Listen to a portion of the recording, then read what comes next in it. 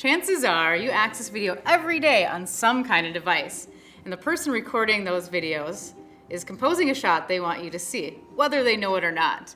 Simply put, camera composition is how you frame the video you're going to record.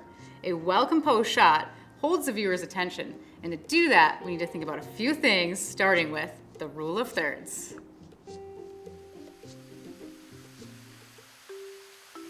You divide your frame into an imaginary tic-tac-toe pattern and use those lines and intersections as guides to creatively place your subject in the frame. Instead of putting a person in the center, you can reframe them to the side to make a much more interesting shot. This works well for most kinds of framing, from a wide shot to a tight shot. This applies to landscapes as well.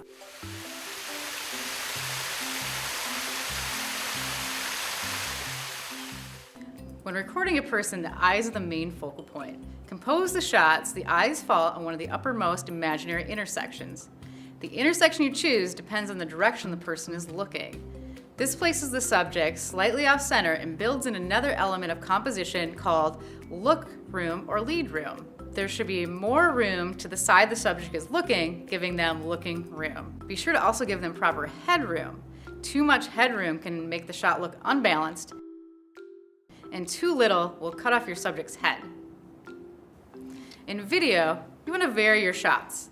Instead of recording one continuous shot, which would be uninteresting and you might lose your audience, divide your scene into separate shots that makes it more interesting and keeps your audience. Let's take a look at this scene. This shot is called an establishing shot. It is usually a long shot that is used at the beginning of a scene to show the audience where the action is taking place. Next, the scene goes to a wide shot. This shot frames a subject from head to toe and shows the surrounding environment. Then, we have the medium shot. This shot frames the subject from the waist up and allows for hand gestures and movement. I like to use medium shots to prepare my audience for the next shot we're going to talk about, the close-up shot. The close-up shot tightly frames a person or an object. It is very useful for showing detail, whereas a wide and medium shot are better for showing information about the scene. To get even more detail about our subject, we can go in for an extreme close-up. This shot takes us into the subject's personal space to reveal a detail or emotion. If we move the camera above the subject, we are creating what's called a high-angle shot. Psychologically, a high-angle shot can make the subject seem weak or vulnerable. If we move the camera down below the eye line, we are now creating a low angle. Psychologically, the subject appears strong or powerful to the audience. If we tilt the camera, we are creating a Dutch angle, also called a canted angle. This shot can be used to portray things like tension, confusion, uneasiness. The shot we are currently on is called a one shot. If another person enters the scene, or we cut to a scene that has two people, we call that a two shot. More than two people in a shot is called a group shot.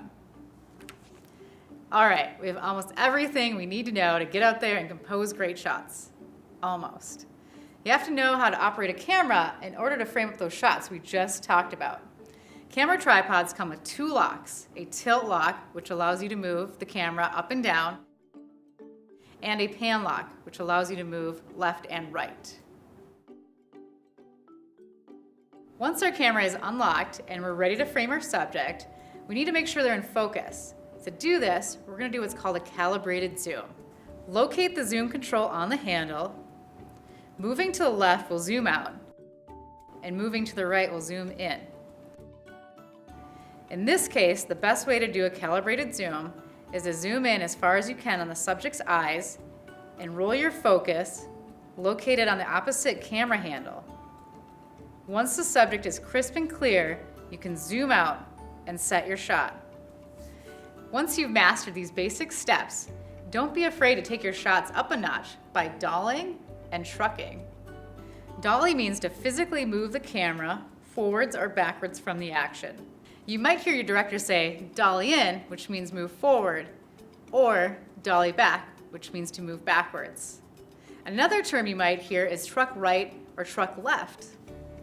Trucking means to physically move the camera Next, pedestaling. Pedestaling physically moves the camera up or down. You can pedestal up or pedestal down. Most of the productions here are multi-camera setups. The benefit of having 3 cameras is you can frame up different shots the director can cut to during the program. When setting up for a multi-camera production, the middle camera will typically get the wide shot to capture the entire scene, while the 2 outer cameras shoot across to get close-ups of the host and the guest. We call this cross-shooting, and the reason we do this is to get the subject's entire face. Otherwise, a straight-on shot would give us an unflattering profile shot. Composition is an easy thing to master. Pretty soon you will develop an eye for framing well-composed shots that are pleasing to an audience.